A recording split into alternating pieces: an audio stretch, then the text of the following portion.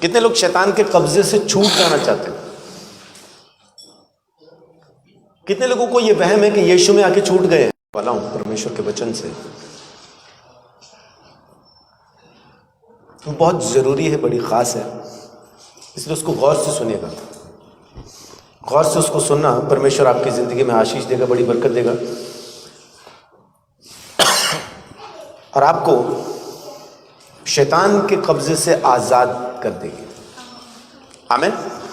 कितने लोग शैतान के कब्जे से छूट जाना चाहते हैं? कितने लोगों को यह वहम है कि यीशु में आके छूट गए हैं?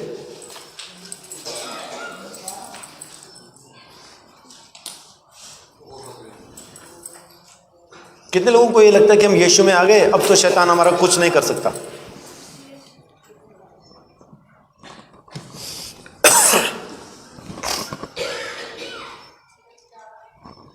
यीशु में आ गए, अब शैतान हमारा कुछ नहीं कर सकता। इसका मतलब है कि मैं तो अब फौज में भर्ती हो गया हूं, तो मुझे गोली नहीं लगेगी, है ना। फौज में भर्ती हो गया, अब दुश्मन मेरा कुछ नहीं कर सकता क्योंकि मैं तो फौज में भर्ती हो गया। लेकिन असल में दुश्मन की गोली के सामने कौन खड़ा है? फौजी या एक सिविलियन? फौजी गोली के सामने खड़ा है, सिविलियन बोले तो हम लोग। हम दुश्मन की गोली के सामने तब तक नहीं होंगे जब तक हम फौज में भर्ती ना हो जाए।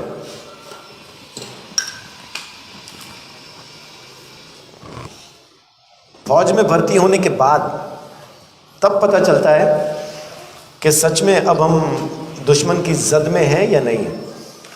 तो हम क्योंकि अभी प्रभु यीशु मसीह में दाखिल हो चुके हैं, प्रभु यीशु मसीह में हम अपना नाम लिखवा चुके हैं, उसकी फौज के हम सैनिक हैं, तो इसलिए दुश्मन के सामने हैं। अब मेन बातचीत यह है कि आपको यह समझना है कि वो कौन सा एरिया है, वो कौन सी जगह है जिसको अगर आप अपने काबू में कर लें तो फिर दुश्मन आपका कुछ बिगाड़ नहीं पाएगा।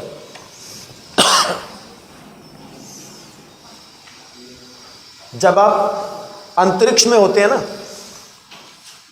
वहां से जमीन के ऊपर इंसान की बनाई हुई कोई चीज आपको दिखाई देती है क्या? कोई चीज ऐसी है जो इंसान की बनाई हुई ऊपर जाके दिखाई देती हो कि वो रही, वो वहां पे है, वो रही? नहीं है ना ऐसी कोई चीज। ऊपर से खाली एक ही चीज दिखाई देती है इंसान की बनाई हुई, उसका नाम है चीन की दीवार, वॉल ऑफ चाइना। चीन ने अपनी सिक्योरिटी के लिए एक दीवार बनाई है, बहुत ऊंची, बहुत लंबी। वो दीवार आसमान से भी दिखाई देती है।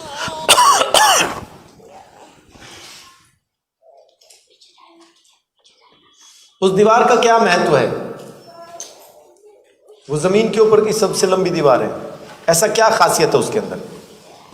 क्यों बनाई गई होगी वो? हाँ जी, दुश्मनों से। तो जिस तरफ चीन ने दीवार बना रखी है, क्या उसको वहां से डर है कि यहां से दुश्मन ना आ जाए कहीं? आज वो डर इसलिए खत्म हो गया क्योंकि उसने दीवार बना दी, लेकिन जब तक दीवार नहीं थी तब तक यही खौफ था कहीं इधर से ना आ जाए।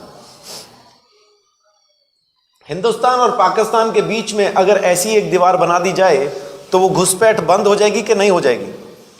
हो जाएगी ना। तो क्यों नहीं बना पा रहे? क्योंकि वो बनाने नहीं देते, ये बनाना नहीं चाहते।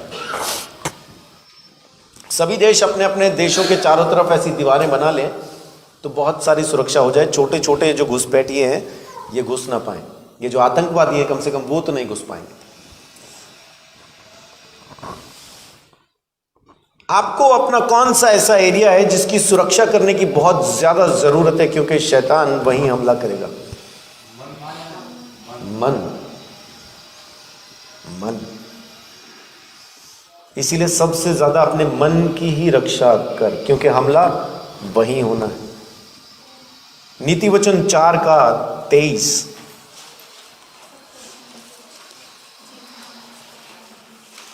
नीति वचन 4:23। सबसे अधिक अपने मन की रक्षा कर, क्योंकि जीवन का मूल स्रोत वही है। जीवन का मूल स्रोत वही है, यानी मेरा जीवन मेरे मन से जुड़ा है। मेरे मन में जीवन है तो मुझ में जीवन है, और मेरे मन में जीवन नहीं तो फिर जीवन मुझ में भी दिखाई नहीं देगा। बहुत से लोग अभी 40 साल के भी नहीं हुए होते और पहले से ही वो बुढ़ा जाते हैं। क्यों? क्योंकि उनके मन के अंदर है बस अब क्या रह गया जिंदगी में, सब खत्म हो गया, कुछ बाकी नहीं बचा। वो चलते भी फिर वैसे ही हैं, धीरे धीरे, शांत शांत से, ढिलके ढिलके से, और उनके हाव भाव से भी लगने लगता है कि भाई ऐसे शरीरों को बीमारी से कोई बचा नहीं सकता, क्योंकि उनके मन में बीमारियां पहले से बैठी हैं। किसी को भी कुछ हो गया, वो अपने बारे में वैसे ही सोचना शुरू कर देते हैं। तो जो आप सोच रहे हैं वहां से वो काम होना ही है, ये तो रही आपकी सोच। लेकिन शैतान यहीं से हमला करता है। 2 कुरिन्थियों 4:4।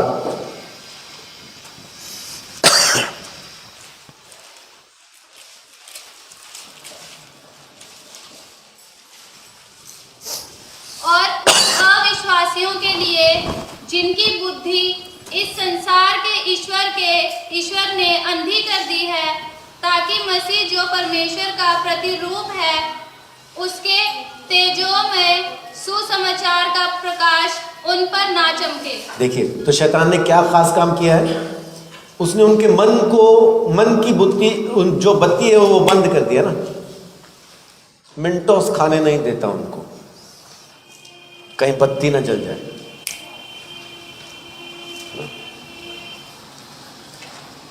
उनके मन की बत्ती गुल है, अंधेरा है। की किसने? वो लाइट बंद किसने की है? इंसान ने खुद नहीं, इस संसार के ईश्वर ने, जो खुद अंधेरा है, उसने मनों को अंधेरे में कर दिया है। रोशनी में उनको दिखाई नहीं देती वो चीजें। सीधा आदमी किसको कहते हैं? अरे नहीं, ये तो बड़ा सीधा आदमी है। सीधा आदमी का मतलब है ओपन माइंडेड। आजकल लोग बड़े फक्र से कहते हैं, अरे हम तो ओपन माइंडेड हैं। बाइबल क्या कहती है उसके बारे में? एक बार देखिए, भजन संहिता 19:7।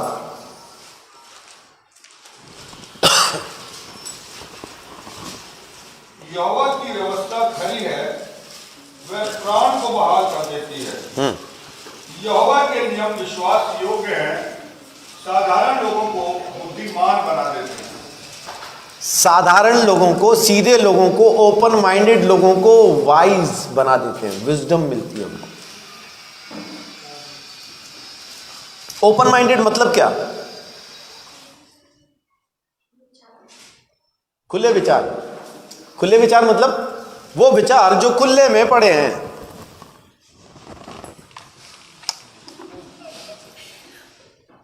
उनके दरवाजे खुले हैं, कोई भी विचार अंदर जाएगा, कोई भी विचार बाहर आएगा, वो उसको रोकते नहीं। क्यों? क्योंकि ओपन माइंड है, साधारण मन है, बुद्धि नहीं है उनके पास।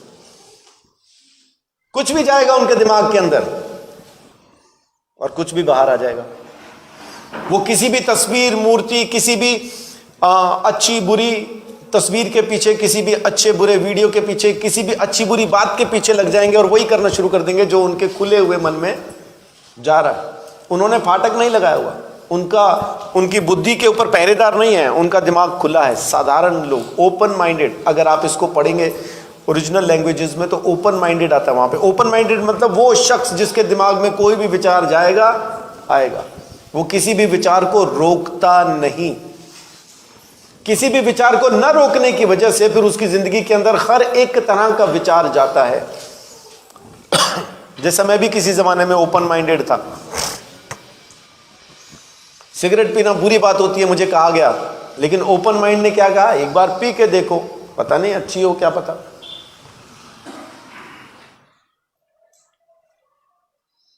सेक्टर 10 के, पंचकुला का जो सेक्टर 10 है, सेक्टर 10, सेक्टर 9, उसके सामने सेक्टर 15, सेक्टर 16, इसका जो चौक था, 9, 10, 15, 16 का जो चौक है, उस चौक पे बैठ के मैंने पहली बार सिगरेट पी थी। और सिगरेट कौन सी थी? रेड एंड वाइट, है ना। फिल्मों में देखते थे ना, ऐड, फिल्म शुरू होने से पहले ऐड आती थी, हीरो लोग पिया करते थे वो, और फिर ऐड के एंड में होता था, हम रेड एंड वाइट पीने वालों की बात ही कुछ और है। उस दिन मुझे पहली बार पता चला उसको गोल चक्कर क्यों कहते हैं। वहां बैठ के मैंने जो सूटा मारा तो चक्कर गोल गोल आए मुझे, सारी दुनिया घूम गई पहले सूटे में। पहला तो मारना ही आया, खैर ऐसे लिया, फूंक बाहर मार दी। दूसरे ने कहा अंदर ले मैंने बोला पहले तू लेके दिखा। उसने फिर ऐसे अच्छे से धुआं थोड़ा बाहर निकाल के फिर अंदर लेके दिखाया, देख अंदर गया, अब बाहर आया है। बढ़िया सिखाते थे, टीचर अच्छे थे।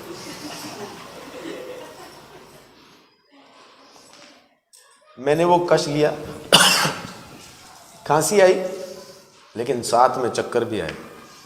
लेकिन उसके बाद सारी जिंदगी वो चक्कर कभी नहीं आए। फिर तो बहुत सिगरेटें पी, वो पहली बार ही आए थे, उसके बाद नहीं आए। तो ओपन माइंडेड होने की वजह से फिर उसमें चरस भर के भी पी, फिर स्मैक भी पी, फिर गोलियां भी खाई, पुक्की, अफीम, सब कुछ खाया। 20 साल नशा किया, ओपन माइंडेड। कुछ भी आए हम उसको रोकते नहीं। आपको पता ही नहीं चलता ये विचार परमेश्वर का है या शैतान का है, क्योंकि आप खुला दिमाग लिए घूम रहे हैं। जो दरवाजा खुला हो, जो घर खुला पड़ा हो, उसमें कौन नहीं घुस जाएगा।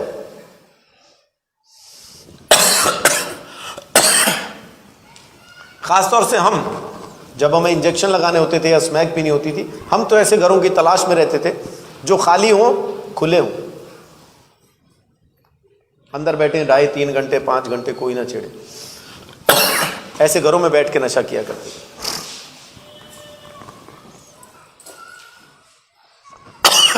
परमेश्वर आपको कहता है कि ये अगर खुला दिमाग आपके पास है,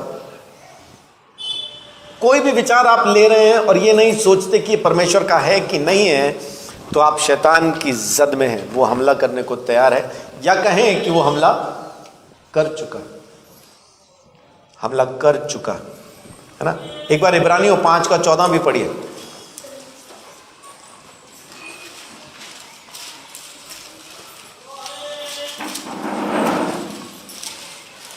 पर अन्य सयानों के लिए है, जिनकी ज्ञानेंद्रियां अभ्यास करते करते भले बुरे में भेद करने में निपुण होंगे। परमेश्वर का वचन आपको असल पहचान बताता है कि ये विचार शैतान के हैं या परमेश्वर के हैं। आपके दिमाग में 3 विचार आते हैं, या कहा जाए 3 अलग अलग शख्सियतें आपके दिमाग में सोचती हैं। आपके दिमाग का इस्तेमाल करके 3 शख्सियत सोचती हैं। पहले तो आप खुद ही हैं, क्योंकि दिमाग आपका है। दूसरा, शैतान आपको विचार देता है सोचने के लिए। तीसरा, परमेश्वर का पवित्र आत्मा, प्रभु यीशु मसीह का पवित्र आत्मा आपको विचार देता है।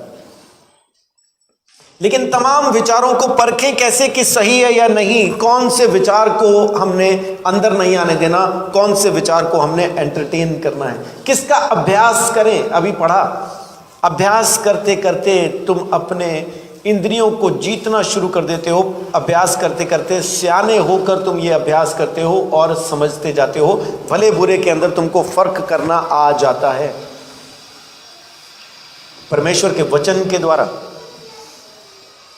लेकिन हम किसी भी विचार को एंटरटेन करते हैं, किसी भी विचार को।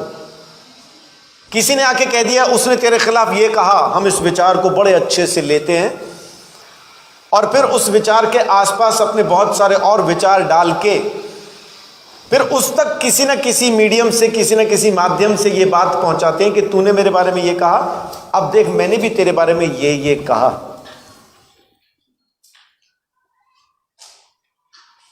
दिमाग, मन। जहां से जीवन निकलना चाहिए वहां से मृत्यु निकलना शुरू हो जाती है। जहां से प्रेम निकलना चाहिए वहां से नफरत निकलती है। जहां से आज्ञाकारिता निकलनी चाहिए वहां से घमंड निकलना शुरू हो जाता है।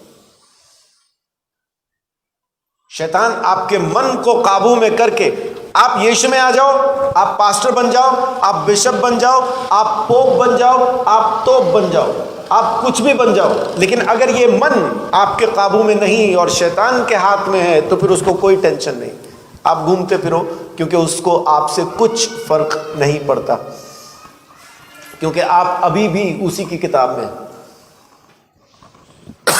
इसीलिए परमेश्वर ने आके सबसे पहला संदेश दिया, मन फिराओ, नया मन ले लो, मेरे पास नए वाला है, मैं नया दूंगा, नया ले लो मुझसे। प्रोवर्ब नीति वचन 9:10।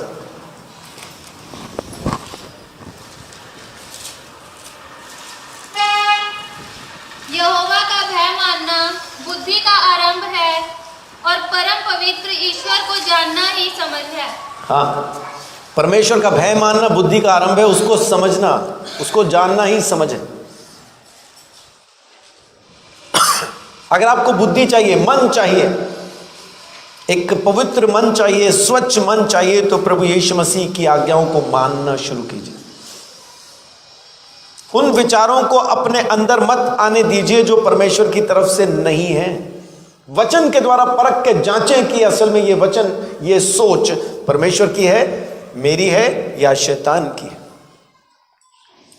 आप अपनी सोच को कुछ ना कहें, क्योंकि यीशु मसीह कहता है कि खुद ही का कर इनकार अगर मेरे पीछे चलना है तो मैं तो कुछ रहा ही नहीं, सब कुछ यीशु मसीह हो गया। लेकिन अगर आज भी आप अपने खुद के विचारों को ही एंटरटेन कर रहे हैं तो अभी तक आप यीशु के चेला बनने के योग्य नहीं है। यीशु ने यह शर्त रखी है कि अगर कोई खुद का इनकार न करे तो मेरा चेला बनने के लायक नहीं है। मैं नहीं हूं प्रभु, तू ही सब कुछ है। बहुत बार ऐसे झगड़े, ऐसी बातें सामने आ जाती हैं जहां पे आपका मन तो करता है कि साथ ना दूं, हो जाने दूं जितनी खराबी होती है, लेकिन आप कर नहीं सकते वैसा, क्योंकि आप इस विचार को एंटरटेन नहीं कर सकते। ये परमेश्वर की तरफ से नहीं है, क्योंकि बाइबल कहती है जो मेल कराएंगे वही परमेश्वर के पुत्र कहलाएंगे, झगड़ा करवाने वाले नहीं। झगड़ा कराने वाले तो कुछ और ही कहलाएंगे, परमेश्वर के पुत्र नहीं कहलाएंगे। तोड़ने वाले, अलग करने वाले, नफरत के बीज बोने वाले परमेश्वर के पुत्र नहीं कहलाएंगे। परमेश्वर के पुत्र केवल वो कहलाएंगे जो मेल करवाते हैं। और यहां तो हुए हुए मेल में भी लोग मिट्टी डाल के आ जाते हैं, है ना। अगर कोई एक साथ रहने भी लगे ना, बीवी नाराज होकर चली गई, वापस आ गई, है ना, तो पड़ोसन जाएगी मिलने, चलो बहन जी बड़ा अच्छा हुआ आप वापस आ गए, आपके बिना ना मोहल्ले में बड़ा अजीब सा लगता था, सूना सूना सा लगता था। वैसे भाई साहब को कुछ खास फर्क नहीं पड़ा था आपके जाने के बाद, वो ठीक ही थे, खुश ही थे। ये कौन सी तसल्ली मेरे को समझ नहीं आई। पर फिर भी आदमी तो आदमी होता ना, अकेला कहां तक रहे। अब देखो कितनी लड़कियां भी आसपास रहती हैं। मेल कराने आई, मैल डालने आई।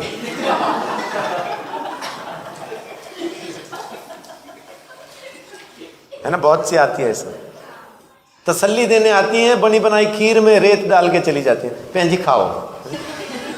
क्या खाओ, वो पहले खाने लायक थी, तेरे आने के बाद तो फेंकने लायक हो गई।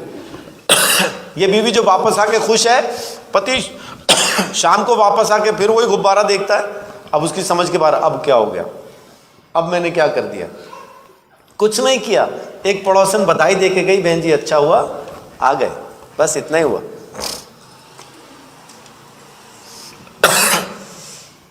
ये पतियों को भी, पत्नियों को भी, बच्चों को भी, माँ बाप को भी और दोस्तों को भी ये मेरी सलाह है कि जो भी विचार आप तक पहुंचता है, किसी भी माध्यम से आए, किसी भी माध्यम से आए, उसको बैठ के सोचना कि ये विचार परमेश्वर का है या किसका है।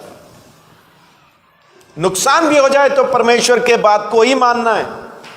और मैं आपको ईमानदारी से कहता हूं, उस वक्त हुआ नुकसान बहुत देर तक नुकसान नहीं रहता। एक बार मैं थोड़ा सा कुछ ज्यादा ही आत्मिक हो गया था।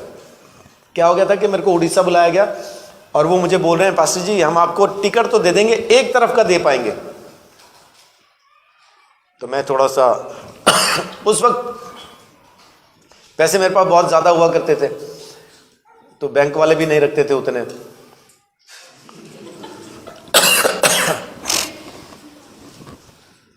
तो अकाउंट देखो तो खाली।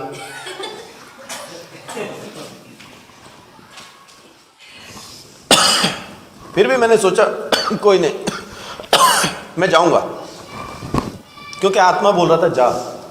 ठीक है, मैंने बोला मैं आऊंगा, एक तरफ की टिकट मैं ले लूंगा, कोई नहीं। दूसरे दिन फोन आया, पास्टर जी एक तरफ का टिकट तो आप ले ही रहे हैं, पर हम आपको ना कुछ दे नहीं पाएंगे, कुछ गिफ्ट नहीं दे पाएंगे। चलो कोई बात नहीं। तीसरे दिन फिर फोन आया, पास्टर जी जाने का टिकट भी आपको ही लेना पड़ेगा। अब आने जाने का टिकट मेरा, वो कुछ देंगे भी नहीं, पहले से बता दिया। फिर भी क्योंकि मैं हाँ कह चुका था, मैंने बोला मैं आऊंगा। मैंने और एक दो जगह फोन किया कि मैं उड़ीसा आ रहा हूं, तो उन्होंने कहा कि आप आए तो कॉल करना। वापसी का टिकट बुक नहीं कराओ, अपने रजनीश भाई हैं, उनके बड़े भाई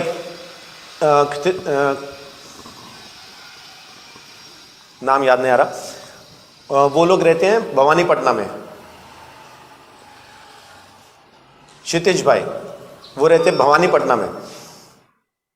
तो उन्होंने मुझे बोला कि सर आप आ जाओ, आगियां बोलते हैं, आगियां आप आ जाओ, जैसे हम आदर से कहते हैं ना किसी को हाँ जी सर, तो वहां पे आगियां बोलते हैं, आप आ जाओ, वापसी का टिकट बुक नहीं कराना, वो हम कराएंगे। चलो प्रभु धन्यवाद, एक साइड का टिकट हो गया।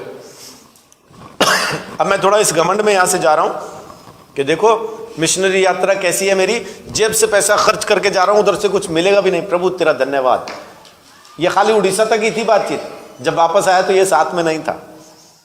जब मैं वहां पहुंचा, वहां पे प्रचार किया, तो नक्सलवादियों ने उसी टाइम पे मेरे ऊपर बंदूक तानी थी। वो सामने झुग्गी में बैठे हैं, बताया था मुझे। अच्छा, मैंने बोला नक्सलवादी बैठे हैं? हाँ जी 3 हैं, बंदूकें लेके बैठे हैं। बड़ी अच्छी खबर है।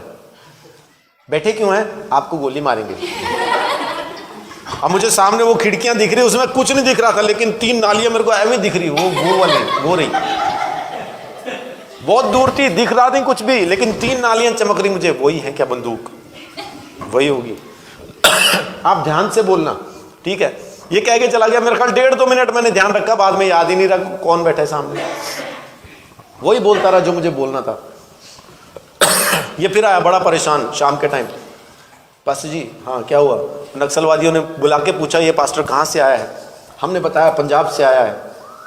उनके लिए पंजाब ही अम्बाला।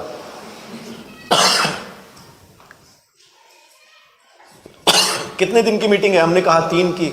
ये दिन में कितनी बार बोलेगा? हमने कहा 2 बार। उन्होंने बोला नहीं ऐसा नहीं चलेगा, ये कैंसिल करो। मैंने मन में सोचा चल भाई मीटिंग कैंसिल हुई, गोली नहीं लगी, बच गए। तो मैं कहा फिर क्या कह रहे हैं, बंद करना है? कह रहे नहीं, वो कह रहे मीटिंग 5 दिन की करो। और ये जो बोल रहा है ना पास्टर, इसको बोलो दिन में 3 बार बोलेगा, इसका कहा हुआ समझ में आता है। मैं कहा ये और फंसे भाई। पहले मौका था कि 2 बार बोलेंगे तो 2 चांस थे मारेंगे कि नहीं, अब 3-3 चांस है मारने के। लेकिन लोगों ने सुना, मुझे अपने अपने गांव में वो ले जाने लगे। पास्टर हमारे चर्च में 7-8 मीटिंग्स उन्होंने हमारी करवा दी। जिस भी जगह पे गया सबने दान दिया। उसके बाद भवानीपटना आया, फिर सुशीला अपने पति के साथ रहा करती थी, उनके यहाँ गया। सबने कुछ ना कुछ दिया। और जब मैं वापस यहाँ पे पहुंचा, मैं तो ये सोच के गया था अपनी जेब से खर्च करके जा रहा हूं। जब मैं यहाँ पे वापस पहुंचा, सेक्टर 10 के अंदर जो पहली चंगाई सभा कराई थी पार्क में मेरे घर के सामने, तो उतना पैसा मेरे पास बच गया था कि मैंने वापस आके चंगाई सभा भी कराई और लोगों को उसमें खाना भी दिया। हालेलुया। तो परमेश्वर है भाई, उसके सामने आप क्या चीज है? कुछ भी नहीं, है ना। अपन उसके सामने ये भी घमंड नहीं कर पाए कि देख प्रभु तेरे लिए मैंने सब कुछ दे दिया, किराया भी जेब से खर्च के गया और वहां से कुछ लिया भी नहीं, है ना। हालेलुया। इस चीज के लिए नहीं बोल पाया। हालेलुया। इस चीज के लिए बोला, प्रभु घर से तो ये सोच के निकला था कुछ नहीं मिलेगा, लेकिन देख तेरी महिमा के लिए ना सिर्फ मिला बल्कि इतना मिला कि यहां पे आके भी तेरी महिमा मैं कर सकता। आमीन। वो परमेश्वर है, वो प्रभुओं का प्रभु है। आपकी सोच को जानता है, क्या सोच के कर रहे हैं आप उसको मालूम है। आपकी सोच के मुताबिक प्रतिफल देता है। अगर घमंड होता मुझ में, तो फिर शायद कुछ नहीं होता, लेकिन प्रभु की महिमा के लिए था तो प्रभु ने ले ली फिर महिमा। ऐसा है तो ले बच्चे, वहां भी सभा कर, वापस आके यहां भी सभा कर। तो वो किया प्रभु ने।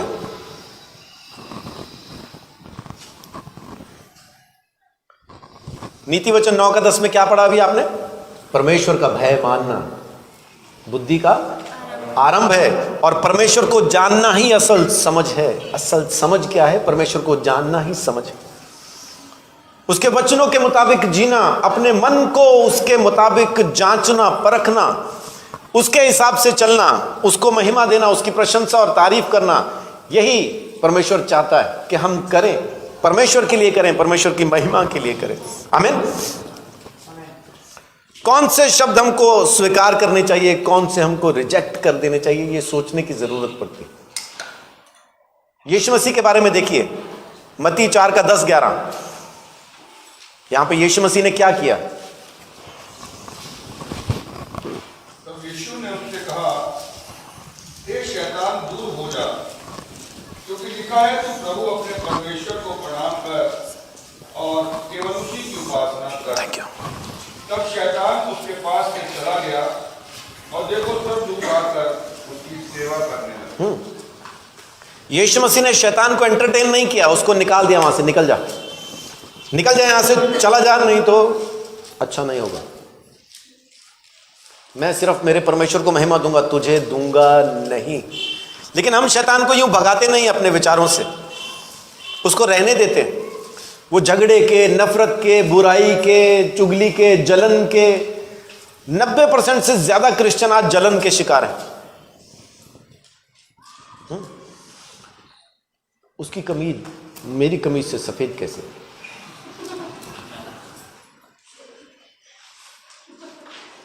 जलन। गा तो हम भी लेते हैं, मौका ही नहीं देता कोई, पूछा ही नहीं किसी ने। हम क्या गाना नहीं जानते?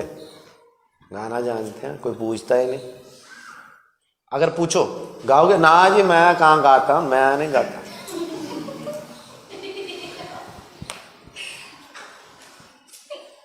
जब मौका नहीं मिला, उसके बाद जब गाते हुए सुना दूसरे को, क्या गीत है, कोई गाना, सुर देख बेकार एकदम। मैं गाता, स्पीकर में से धुआं निकाल देता।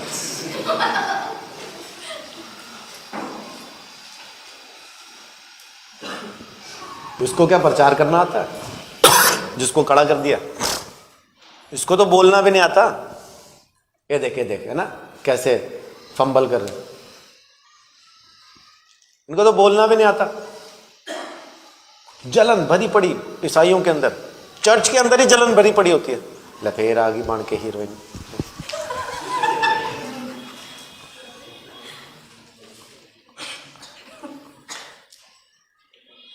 फिर सुनाने के लिए बोलेंगे किसी दूसरे को, लेकिन सुनाएंगे किसी तीसरे को, और आंख होगी किसी चौथे पे, देख सुना रही हूं।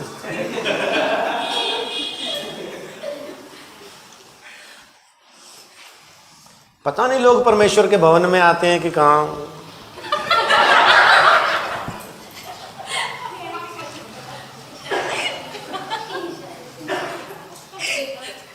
ये विचार काहे का है? जलन का, नफरत का, गुस्से का विचार है ना। ये सोचते पीछे वाले को पता ही नहीं चला, और पीछे वाले ने भी आंख यहां लगा रखी है। आंख यहां लगा रखी है और इनको पता ही नहीं चला, जाते हुए कान वहीं फेंक गया था वो।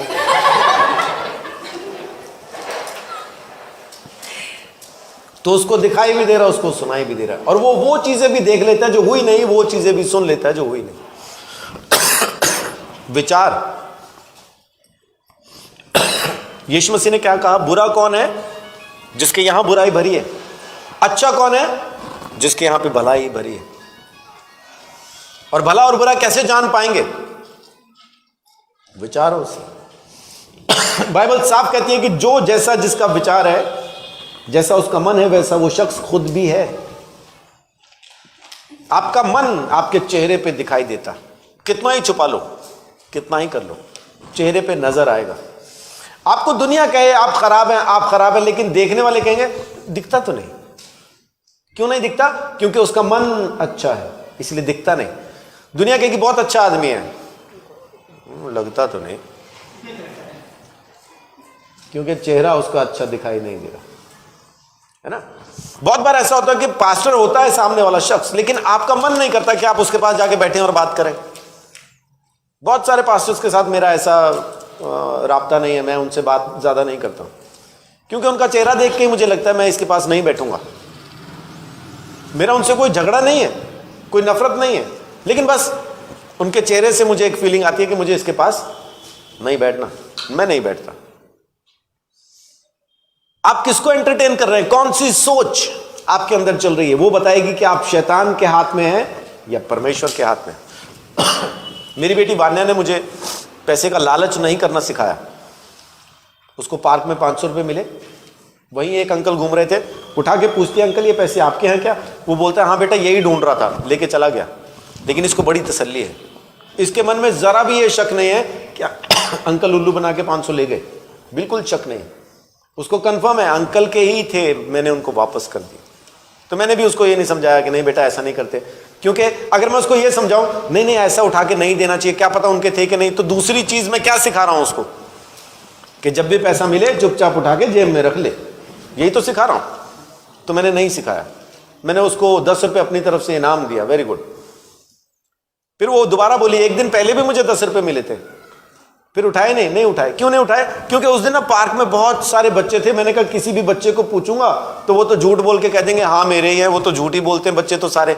अच्छा फिर तूने क्या किया उन 10 रुपए का? मैंने बोला आज उठा लिए होंगे इसने, क्योंकि सबका सोच लिया ना कि सब झूठ बोलेंगे और ये कह के 10 रुपए ले लेंगे कि मेरे ही हैं। फिर तूने 10 रुपए का क्या किया? मैंने भी कुछ नहीं किया, इग्नोर करके आगे चली गई। एक 9 साल यानी अब 10 साल की हो जाएगी, उस बच्चे ने मुझे सिखाया कि पैसे का लालच क्या है और परमेश्वर की महिमा क्या है। उसने 510 रुपए में मेरी खोपड़ी खोल दी, है ना, सस्ते में ऑपरेशन हो गया मेरा। 510 रुपए में ब्रेन ट्रांसप्लांट।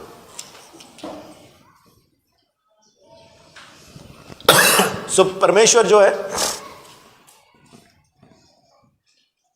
वो महिमा का परमेश्वर है, आदर के योग्य। आप कौन से विचार का सम्मान कर रहे हैं, किस विचार को वहां पे ले रहे हैं? यीशु मसीह ने क्या कहा? दूर हो जा शैतान। आपको भी ये जांचना और परखना जरूरी है और उसको डांट के कह देना जरूरी है कि दूर हो जा शैतान, दूर हो जा।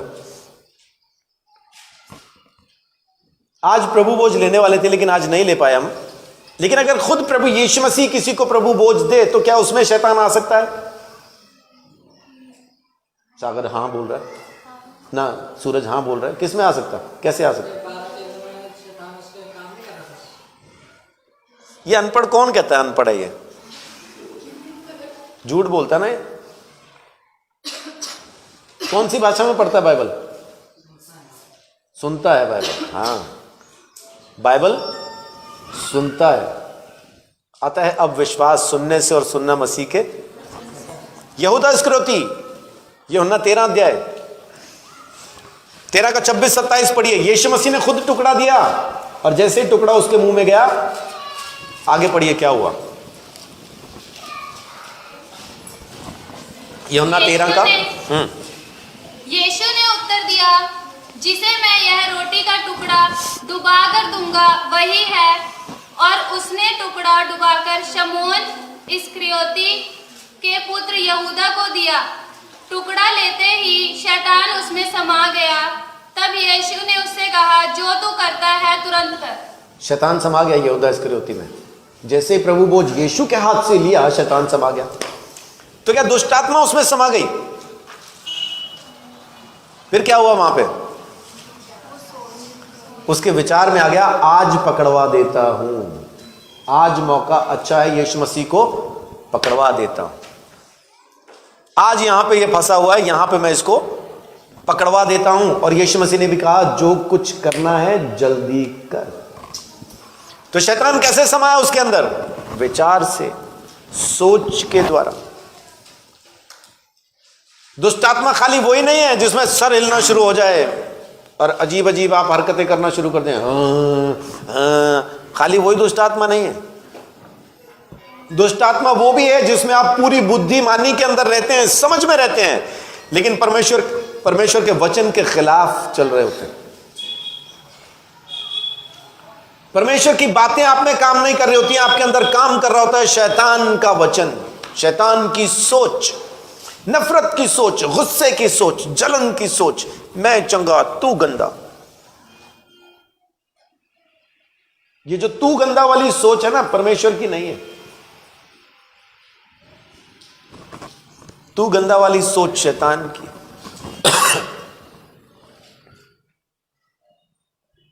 यीशु मसीह का नजदीक का चेला पतरस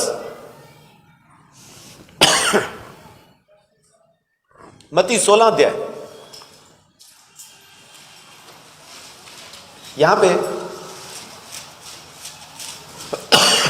थोड़ी देर पहले पतरस कह के हटाया, तू तो परमेश्वर का बेटा है।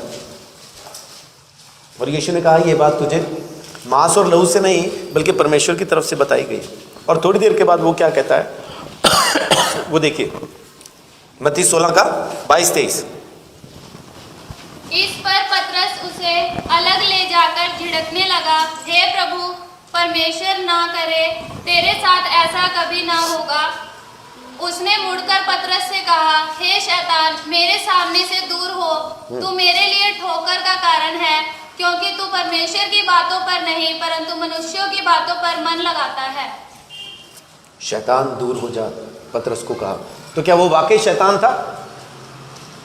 शैतान नहीं, उसके मन में जो आया। यीशु ने क्या कहा? क्योंकि तू परमेश्वर की बातों पर मन नहीं लगाता, मनुष्य की बातों पर मन लगाता, इसलिए तू शैतान है। दूर हो जा, दूर हो जा। अगर आप भी परमेश्वर की बातों पर मन नहीं लगा के इंसान की बातों पर मन लगा के वही बोल रहे हैं जो इंसान की बातें कहा करती हैं, तो यीशु मसीह आपको भी क्या कह रहा होगा?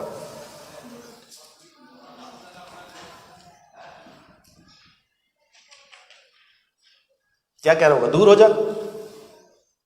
या फिर कह रहा होगा, आ तू एक बार, तेरे को मैं बताता हूं, इतना समझाया अभी तक तेरे को अकल नहीं आई, आ जा। फिर यहां पे आके आ जाएगी तेरे को, लेकिन तब तक बहुत देर हो चुकी होगी। शैतान को डांट दीजिए, क्योंकि आज भी यहां का ईश्वर, इस संसार का ईश्वर आपके मन को, आपकी सोच को अंधेरे में रखे हुए। इफिसियों 2:2 साफ कहता है कि आज्ञा न मानने वालों में आज भी दुष्ट आत्मा काम करता है, शैतान काम करता है। तो आपको नया मन चाहिए, नई सोच चाहिए। कैसे लेके आएंगे? परमेश्वर के वचन के मुताबिक अपनी हर एक सोच को जांच के, परख के, कसौटी पे घस के देखिए परमेश्वर के साथ मेल खाती है कि नहीं। अगर वो सोच परमेश्वर से मेल खाती है तो परमेश्वर की है, और अगर नहीं है तो उसको निकाल दीजिए, अपने अंदर मत रखिए। जब गुस्सा आता है तब क्या करते हैं हम? शैतान को मौका मिलता है ना, 2 जगह पे बताया कि शैतान को मौका मिलेगा, वैसे तो 3 जगह पे बताया। गुस्से में शैतान को मौका मिलता है, कैसे? और सर गुस्से में पता ही नहीं चला मैं क्या क्या बोलता गया, दिमाग गर्म हो गया और मैं बोलता गया।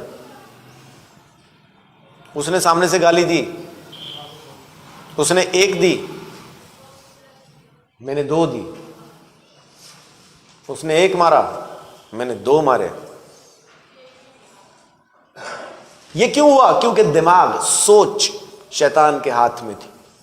और बाइबल साफ कहती है इफिसियों 4 अध्याय के अंदर कि क्रोध तो करो पर पाप मत करो। पाप क्या है? सोच में क्रोध लेके आना। आपको किसी चीज पे गुस्सा हुआ है तो लोग कहते हैं ना, अरे नहीं नहीं, ऊपर ऊपर से गुस्सा होता है, अंदर कुछ नहीं है इसके। इसका मतलब क्या है? इसका मतलब है कि खाली वो उस वक्त बाहर बाहर से गुस्सा हुआ है, उसने वो गुस्सा अपनी सोच में नहीं संभाल लिया। बहुत से लोग बाहर से गुस्सा नहीं होते लेकिन सोच में गुस्सा संभाल लेते हैं और प्रभु को आके धन्यवाद देते हैं, धन्यवाद प्रभु, तूने मेरा मुंह वहां बंद रखा, नहीं तो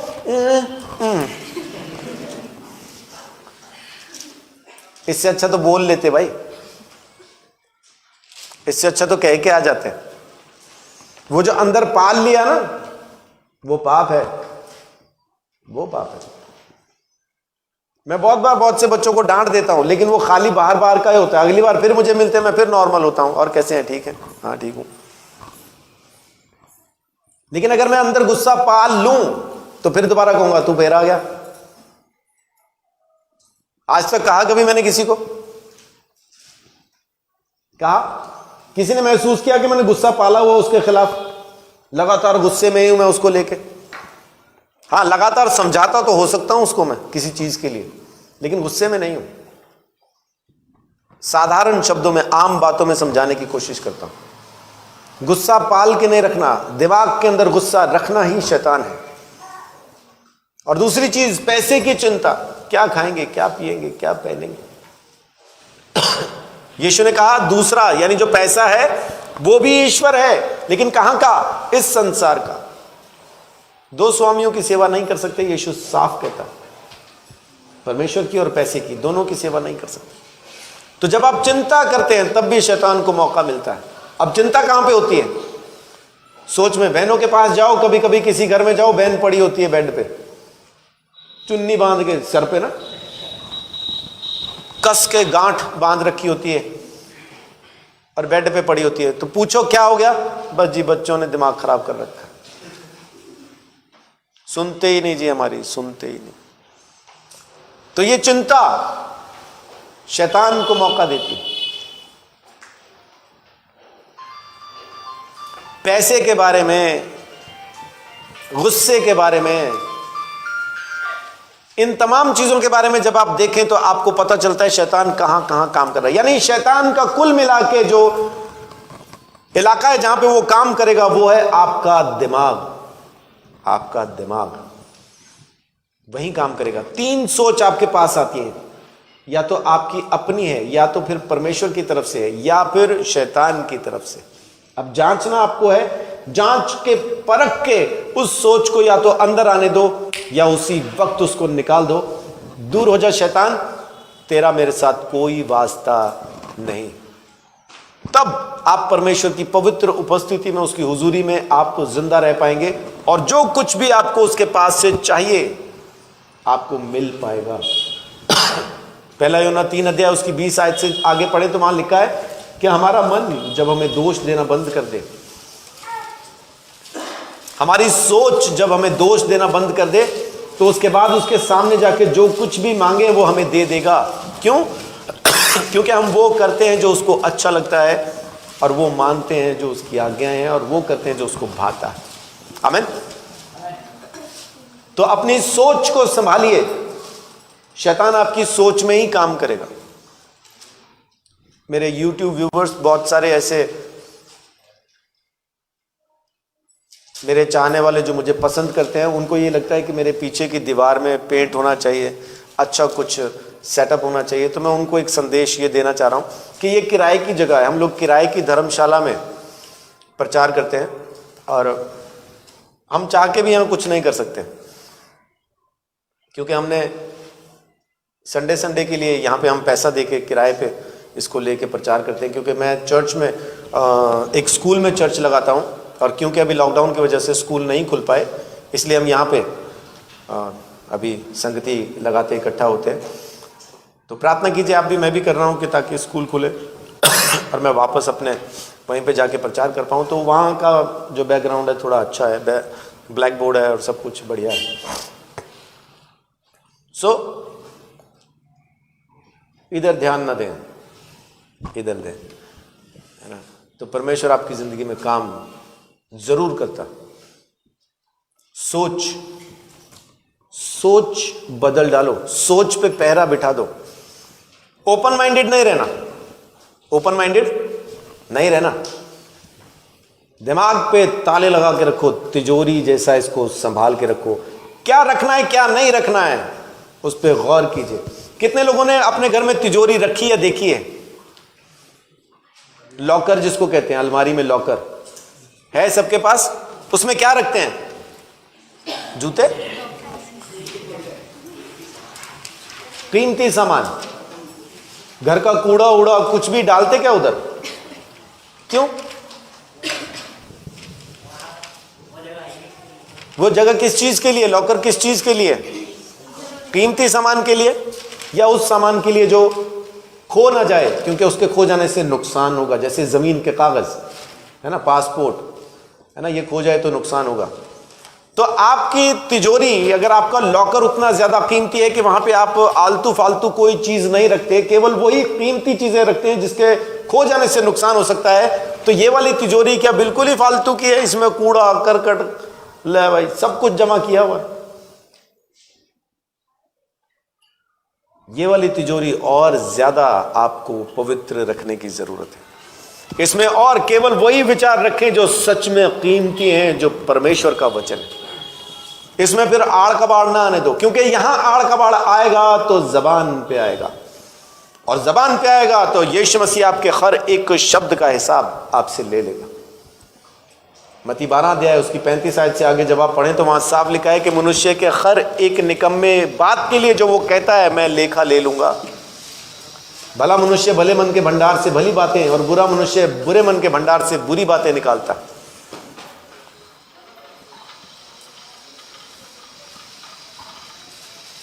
मत्ती 12 अध्याय जब आप पढ़ें, 35 से आगे जब पढ़ना शुरू करें तो वहां पे आपको यही मिलेगा। तो इसलिए अपनी सोच को साफ कीजिए, अपनी सोच को संभालिए, और अपनी सोच पे पहरा रखिए। कुछ भी सोच आपके अंदर यूं ही प्रवेश ना कर जाए, ये परमेश्वर के वचन के मुताबिक है या नहीं, उस पर गौर करना शुरू कीजिए, और परमेश्वर आपको बहुत आशीष, बड़ी बरकत इसलिए देगा क्योंकि वो आप पे अनुग्रह करना चाहता है, अपनी दया आपके ऊपर बना के रखना चाहता है। सो परमेश्वर आप सबको बहुत आशीष, बड़ी बरकत दे, अपने अनुग्रह के अंदर संभाले और अपनी आशीषें दे।